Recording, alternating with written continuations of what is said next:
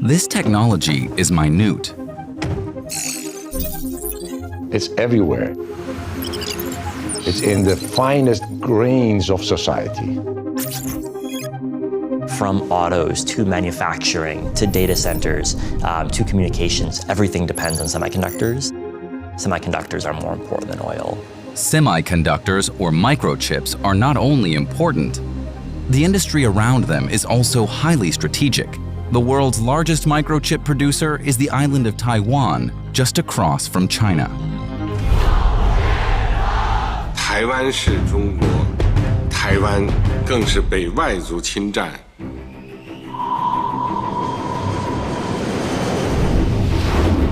If we imagine China taking over Taiwan's semiconductor industry, the worldwide economic shutdown. Taiwan with semiconductor is probably the best defense, has a silicon shield. Since the 1990s, the US and Europe have been offshoring much of their microchip production. The globalization trend was driven by differentials in labor costs. It was simply cheaper to hire workers. But with so many industries relying on semiconductors now, the US and Europe are in a race against time to produce their own. Whoever controls the microchip supply controls part of global industry. The world's geopolitics has been defined by where the oil reserves are for the last 5 decades. And I think where the chips come from is more important for the next 5 decades. From Taiwan to the far reaches of America, all of the world's superpowers want microchips.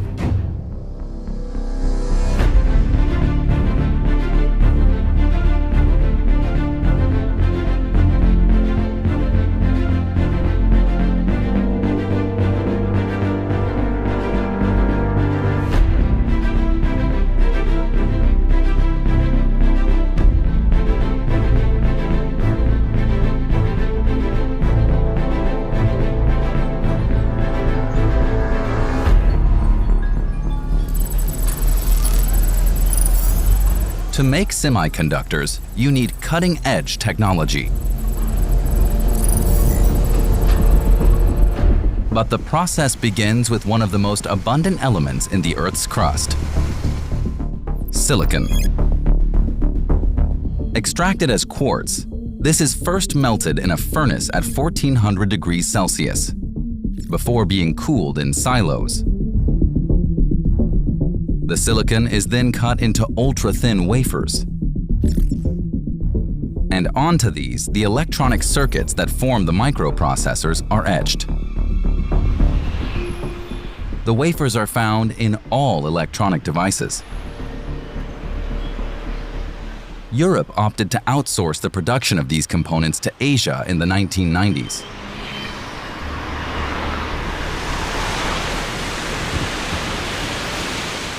Taiwan decided to make them their key industry.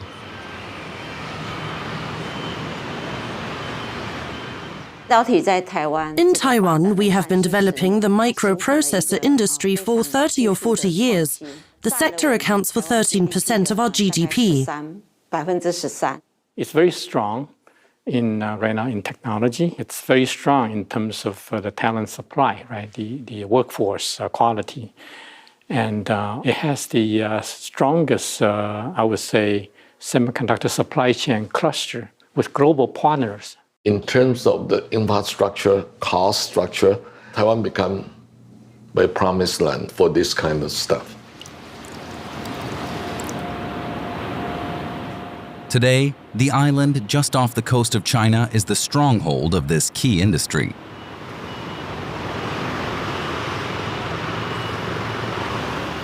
Taiwan produces more than half of the world's semiconductors, making the small country a vital pillar of the global economy. The impressive development is largely due to a single person, Morris Chang. Chang was born in China in 1931 and is venerated as a national hero in Taiwan. 那么今天的授勋仪式，我要代表国家对张创办人对台湾的重要的贡献，表达最高的敬意跟谢意。In 2018, he was awarded the country's highest civilian honor by Taiwan's president, Tsai Ing-wen. He studied at the best American universities before founding the Taiwan Semiconductor Manufacturing Company, or TSMC. The chip foundry was the first global manufacturer of microprocessors. Throughout Silicon Valley, he's admired to this day. Morris, the world is full of successful people, frankly, but we've never seen impact like what you've made. And on behalf of all of us, you're my hero.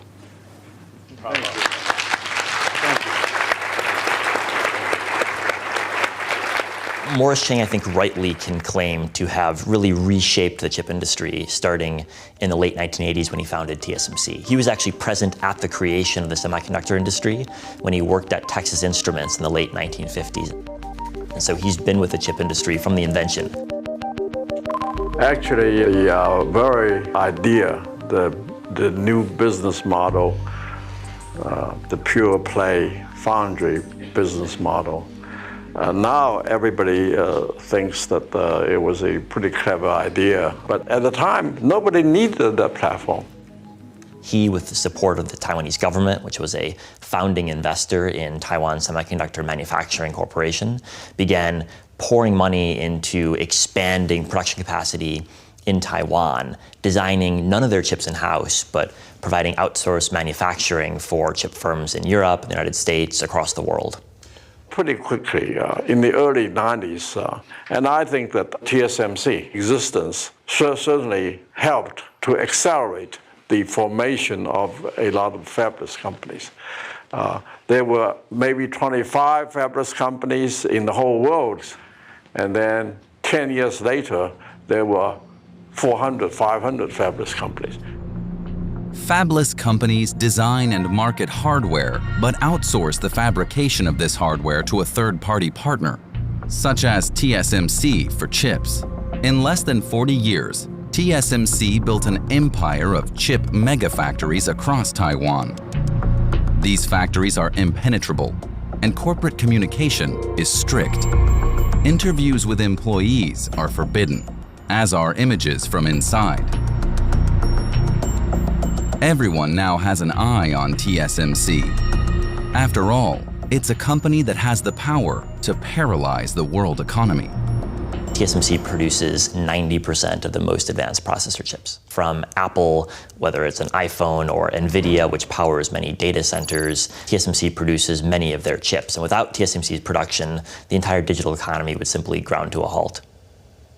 Of all of the companies you know in the world, this is the only company that currently has something they make in our possession right now. There are no others. So there's basically Air and TSMC.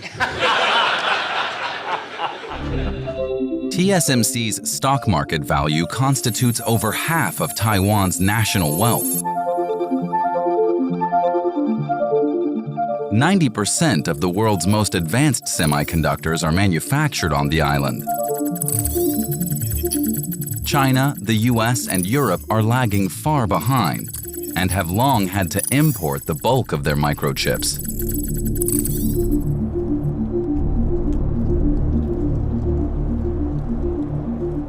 And in March 2020, when the COVID-19 pandemic hit, the world economy became even more reliant on this technology.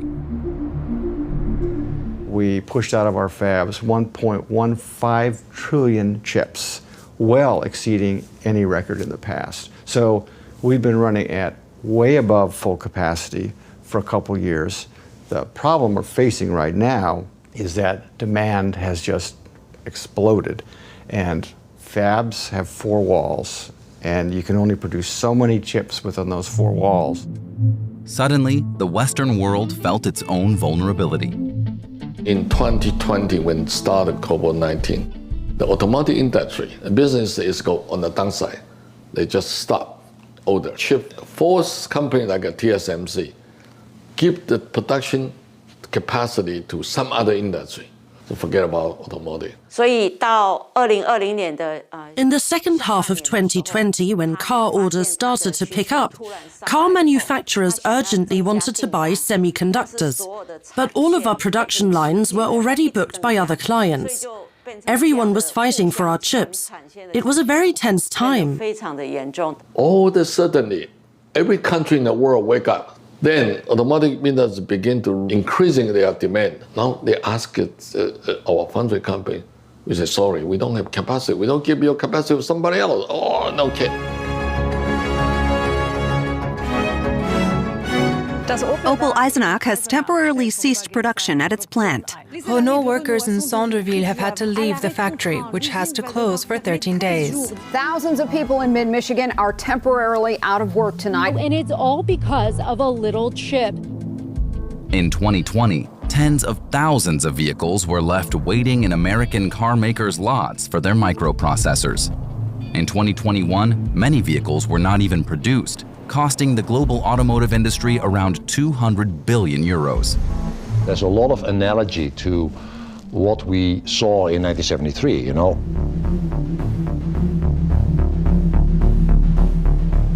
In 1973, oil was a given. Nobody worried about oil. It was always there, until it wasn't. Now we fast forward, 2020. Semiconductors, chips have always been there, until they weren't. And all these questions suddenly pop up. Where are they, you know? Where did they come from? Who is producing it? This is exactly why chips and semiconductors are now strategic. The globalization trend was driven by differentials in labor costs. It was simply cheaper to hire workers in places in East Asia. It was driven by typical trends in terms of shipping costs going down, in terms of new IT technologies making it easier to have a firm that operated in Europe and the US, and that's where the vulnerability comes in. On ne pensait pas un seul instant que ces chaînes d'approvisionnement. We did not think for a single moment that these international supply chains could be put at risk, nor did we envisage such a pandemic or war. Today, it's no longer about low-cost labor reasoning, but about low-cost technology. That's fundamental for understanding this reverse trend we've seen.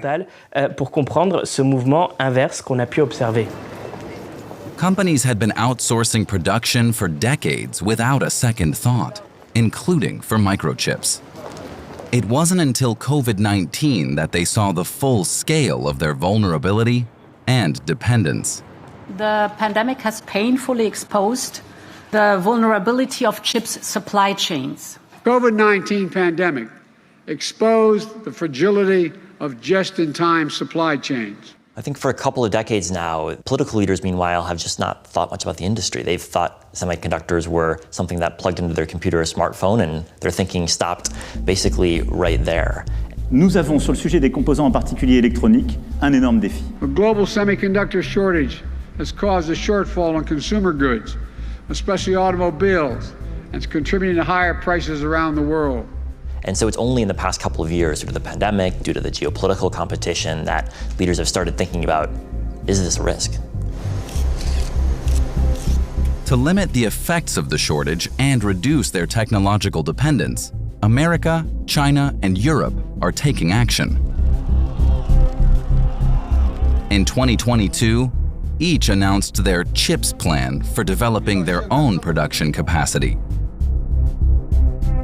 The College of Commissioners has adopted today the European Chips Act. 要实现我们第二个百年目标，我们就是要走自主创新的道路。The Microchip War has been declared.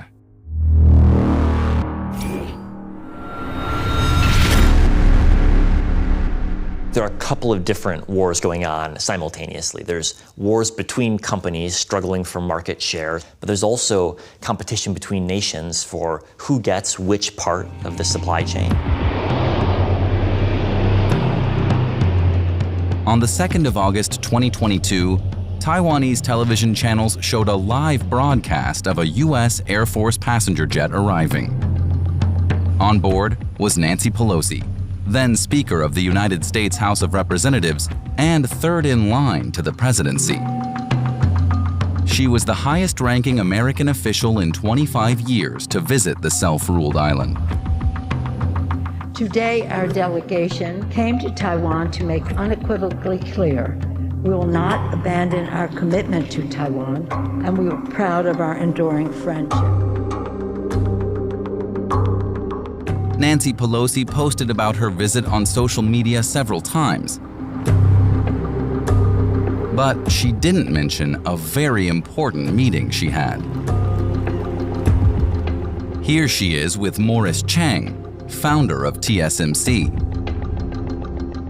and with Mark Liu, the chip company's current chairman. If you look at Taiwan's production of semiconductor, you can easily tell that Taiwan has occupied a very important place in the world. And it might come into play in the near future that China might have the temptation to think about Taiwan semiconductor as something that they want to take over. China wants to expand its influence and power beyond the first island chain. Taiwan happens to get stuck in the way, and they want to take Taiwan over. The absolute majority of the people here say no to unification. Using force becomes the only option for the Chinese government to unify Taiwan. Nancy Pelosi is in Taiwan tonight, and China is already responding. Pelosi's late-night landing was quickly followed by news of Chinese military drills all around the island.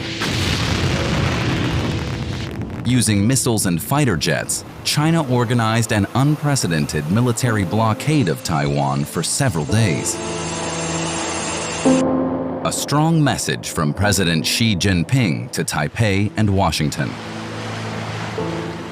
我要告诉大家的是，这是一场彻头彻尾的闹剧。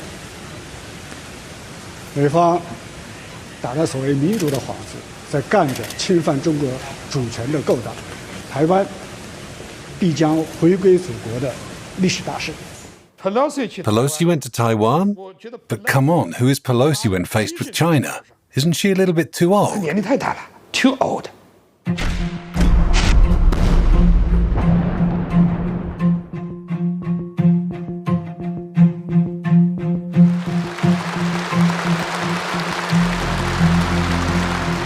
Since 1949, China's government has had its sights set on Taiwan. In October 2022, at the 20th Congress of the Chinese Communist Party, President Xi Jinping reaffirmed his intention to annex the island. 解决台湾问题是中国人自己的事，要由中国人来决定，但绝不承诺放弃使用武力，保留采取一切必要措施的选项。 China's interest in Taiwan is not just political. The island is at the heart of the tech Cold War being fought by the US and China. China has said that they plan to overtake the USA's technology. And of course, that conflict revolves around semiconductors, which are at the heart of the third industrial revolution and global tech dominance. If China were to launch a military attack on Taiwan, the consequences would be huge.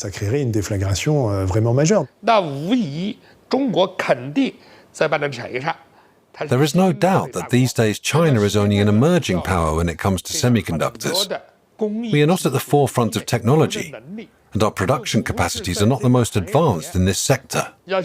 We thus only end up with mid to low-end microchips, and that's a huge problem for us. If we imagine the world with China taking over Taiwan's semiconductor industry, and they use this as a weapon against the rest of the democracies, I'm sure the rest of the democracies which relied on semiconductor industry in Taiwan, I'm sure they will react in a very strong way. Taiwan with semiconductor is probably the best defense. The Taiwanese are using TSMC as a shield to protect themselves, both politically and militarily. Taiwan must remain capable of manufacturing semiconductors in spite of China, and not just for the US, but for the global industry. United States, you make sure we are here to make things for you. It's not for our interest, for their own interest, for Apple, for all these companies that require continue our business. And Chinese, they maybe like it happen, but the US say, no, sorry, we're not allow this happen. And as an armed conflict in the Taiwan Strait would jeopardize the world's electronics production, Taiwan can count on a powerful military ally against China. Are you willing to get involved militarily to defend Taiwan if it comes to that? Yes, You are. that's the commitment we made. The idea that it could be taken by force is just not appropriate. It will dislocate the entire region and be another action similar to what happened in Ukraine. If Taiwan did not have the industrial capacity in this field, then I think that the United States would be much less interested in the defense of Taiwan. It goes without saying that economic interests, particularly in the field of semiconductors, are a crucial and central part of US-Taiwan ties.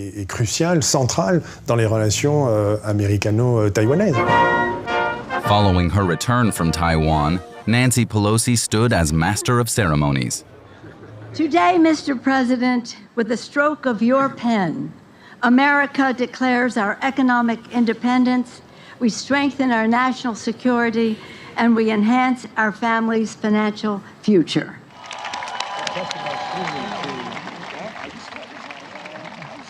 We are the United States of America, a singular place of possibilities.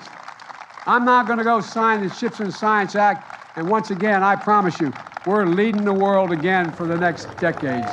Thank you. By signing the Chips and Science Act, Joe Biden gave priority to protecting American interests. Got it. Reducing costs, creating jobs, and countering China are becoming key features of Washington's trade policy. $80 billion have been allocated to industry and research, of which $52 billion are semiconductors alone. It is the largest public investment in the U.S. since World War II.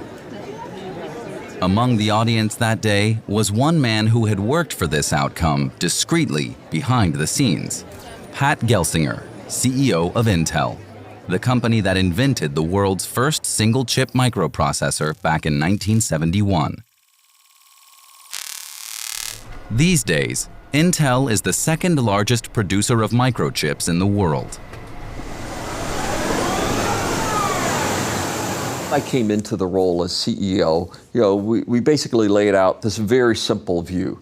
The world needs more geographically balanced, resilient supply chains. And the world now realizes that. That's the essence of the U.S. CHIPS Act, to get more geographically balanced, resilient supply chains. I can't put oil reserves in my country, but I can help build fabs in my country.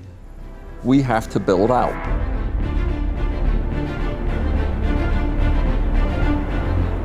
We are coming to you live from Licking County, Ohio. This is the site where Intel is breaking ground for its newest chip manufacturing facility. Intel is going to build a workforce of the future right here in Ohio. A brand new $20 billion campus. 7,000 construction jobs. Please join me in welcoming Intel CEO, Pat Gelsinger. Oh, we made it.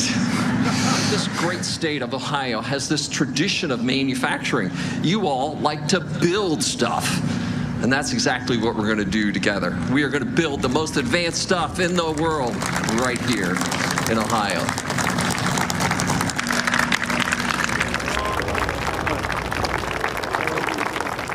Unfortunately, we produce zero of these advanced chips in America. Zero. And China's trying to move way ahead of us. The United States has to lead the world in producing these advanced chips. And this law makes sure that we will. Intel CEO Pat Gelsinger is one of a handful of powerful entrepreneurs who are close to the president. In the U.S., industrial policy in key economic sectors and the interests of the state are connected. Les États-Unis font une politique industrielle The US is pursuing an industrial policy without nationalizing companies, like France was able to do at one particular point. But they operate through massive orders from the State Department. When we take a closer look at the industrial history of the United States, we see that the military-industrial complex has played a major role in the emergence of technological innovations. Un rôle majeur dans l'émergence des innovations technologiques. Okay, ready? 1, 2, 3. Let's dig! Intel's $20 billion investment complex in Ohio is set to be up and running in just 2 years, thanks to the CHIPS Act. That is, to taxpayer money. Semiconductors is an expensive, competitive market. I can't make those level of investments without the incentives. So we're looking for offsets of 30 to 40% of a $20 billion investment. And that's exactly how the CHIPS Act is designed. And as I say to the political leaders, we're not looking for handouts, but if I'm going to make this level of capital investment, it has to be competitive in the world market. The United States have realized that China reaching the technological frontier would mean that China is also capable of out-rivaling them on a military scale by using semiconductors that can integrate the very latest technology and threaten U.S. military supremacy. Et qui aurait pu menacer la suprématie militaire américaine. To combat this, the American reindustrialization strategy is accompanied by punitive and radical measures. American companies are no longer permitted to work with telecom's giant Huawei and SMIC, China's leading producer of microprocessors. Measures that in Beijing are perceived as aggressions. 其中部分条款限制有关企业在华正常经贸和投资活动，具有明显的歧视性，严重违背了市场规律和国际经贸规则，将对全球半导体供应链造成扭曲。所谓芯片和科学法案，中方对此表示坚决反对。 Like the United States, China is also investing billions in the semiconductor sector, to little avail so far. The US microchip legislation is not very ambitious. This $52 billion allocation is not much. We're investing $150 billion. But the Chinese, even though they work hard, still have to import over $400 billion worth of chips per year. The Chinese government has poured a lot of money into chip making, but it's done so in a very ineffective way. China spends more money importing semiconductors than it does importing oil. For nearly 40 years now, China has been investing heavily in semiconductors and losing enormous amounts of money. In some ways, they have caught up, but they are still not at the technological frontier. And China would obviously like to surpass Taiwan, not only because there is a rivalry between the two countries, but also because there is a rivalry with the United States and a desire for its technological dependence. As if in response to American sanctions, Chinese semiconductor production has hit an all-time high in recent months. 300 billion chips were created in the country's factories. I think that many of the decisions made by the US are very simplistic, without a clear goal, or even stupid.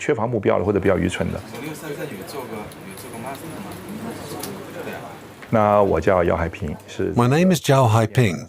I am the founder and CEO of this firm. I founded Artisan in 2011. Over the last 25 years, I launched a semiconductor company specialized in chip design. This company has approximately 300 employees, of which 60 are in the chip design department. Over there, they are working on integrated circuits. They perform simulation and verification. They code the microchip for different applications.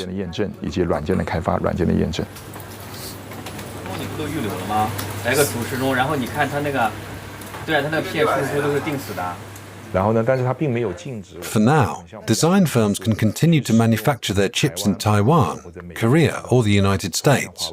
Only certain companies like Huawei are banned, but the American Chips Act will not fix things. We can clearly see their intention: harm China. I feel that any form of repressive measure will permanently hinder our country's development. Nowadays, China manufactures only around 15% of the electronic chips it needs. It has ambitious goals, though. It's aiming to close the technological gap and become largely self-sufficient by 2025. 我国科技发展的方向就是创新、创新、再创新。只有创新才能够自强。 坚定地走好这条道路，再接再厉，更上层楼。 Yet, when it comes to semiconductors, China still lacks the technology, know-how, and production capacity. This is the Chinese industry's greatest weakness, as it's significantly dependent on foreign microchips.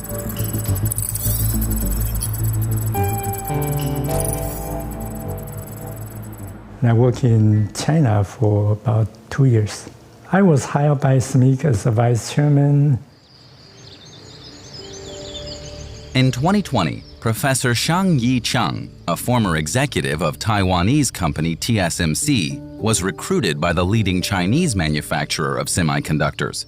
Currently, he lives in the United States, in Silicon Valley.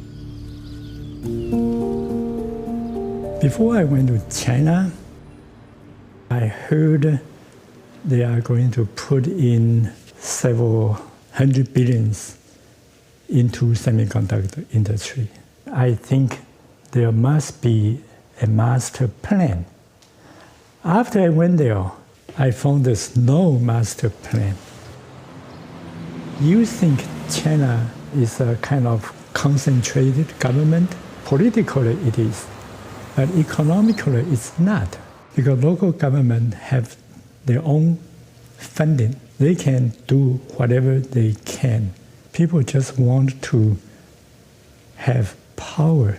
If you look at the aggregate funds that China devotes to chip making, it's billions and billions of dollars, but much of that comes from different provincial or local officials, and they all want a facility in their province or their city, so it ends up being very inefficient in terms of how this is spent. As a result, although China's firms are subsidized more than anyone, they've really struggled in the past decade to actually improve their manufacturing capacity relative to other countries. There is a tech war underway. Who will have the technology that leads? Right now, the US has it, but our lead has been slipping, and China certainly wants to have its own indigenous technology that doesn't rely on US or Taiwanese or Korean or... The strong are very strong, you know. TSMC, Samsung, Intel, they are all very powerful, but we believe we will quickly catch up with them. These things can go fast, extremely fast.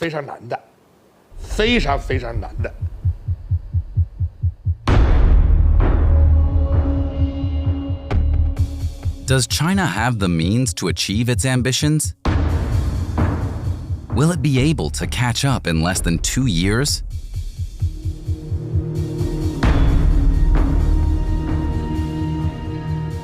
In this global race to produce semiconductors, Europe seems overwhelmed, despite speeches by leaders in Brussels.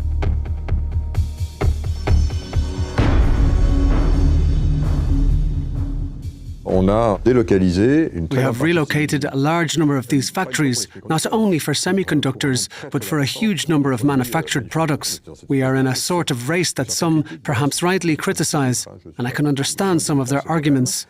But now the crisis is obviously speeding things up, and we have this awareness that it's time to take control of our destiny and lay down our ambitions, in which by 2030 we will be capable of manufacturing 20% of the global production. It is crucial that we massively increase the production capacity of semiconductors in Europe.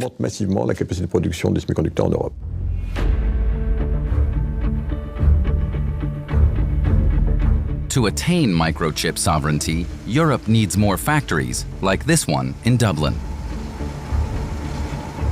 a modern factory which is being built in the suburbs of the Irish capital.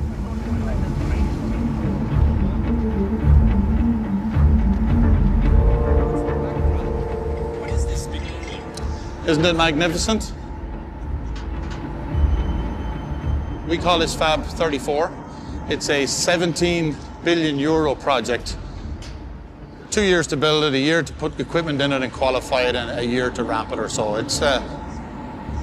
It's a multi-year project.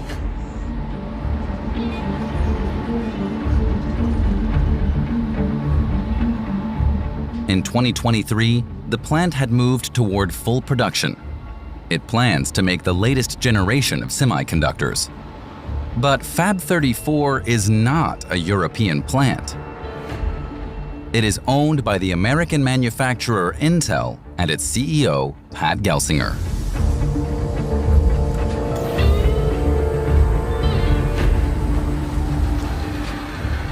Today, we are announcing our European investment program. We envision investing up to 80 billion euros in the EU over the next decade. European Commission President Ursula von der Leyen recently said there is no digital without chips. And she is absolutely right. Ladies and gentlemen, a month ago, the Commission presented the European Chips Act.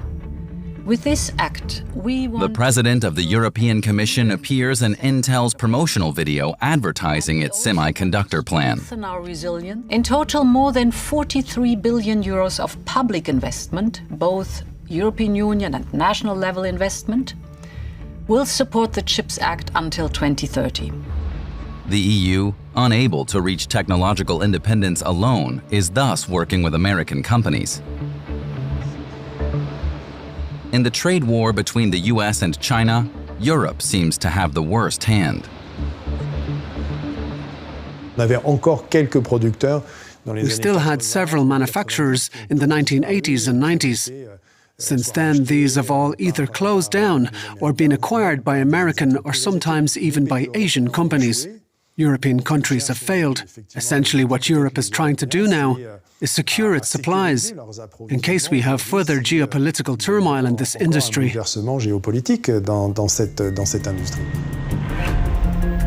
Although Brussels can count on 3 European manufacturers of microchips, including one major champion in the industry.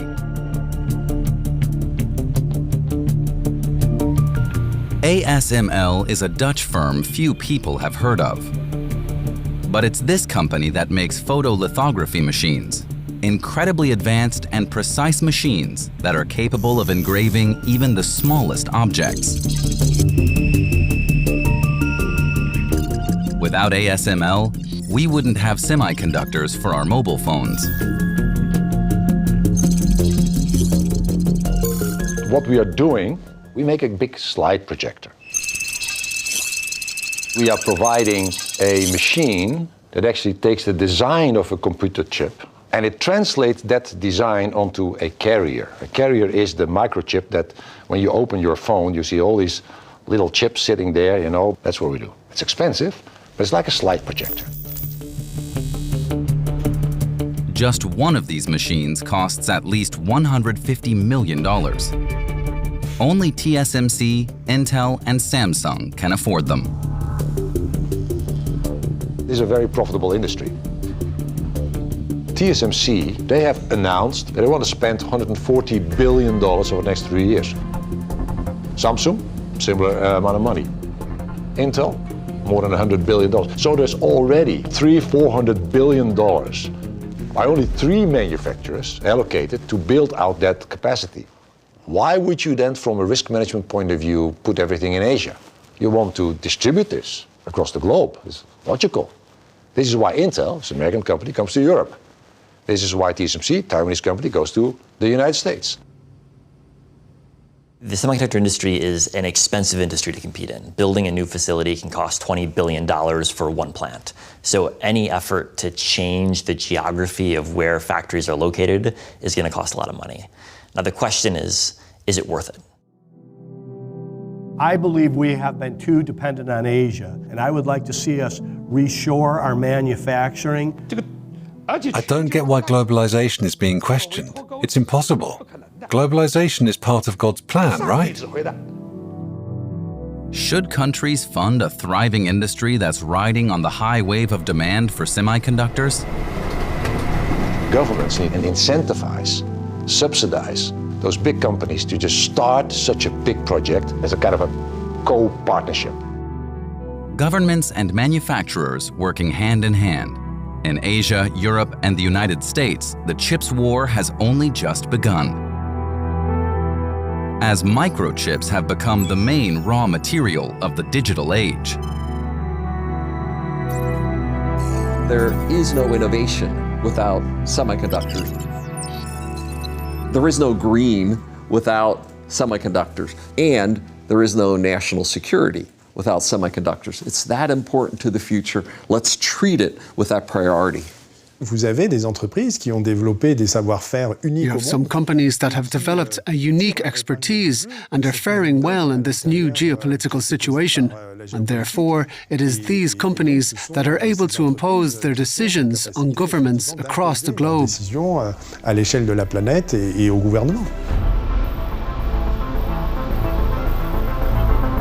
Will this microchip war, that is both commercial and political, reveal the limits of globalization? The semiconductor crisis fueled tensions between China and the US. Will Washington be able to maintain its current strategy? Or will it have to contend with China, a country that may use violence in the global race to close the technology gap?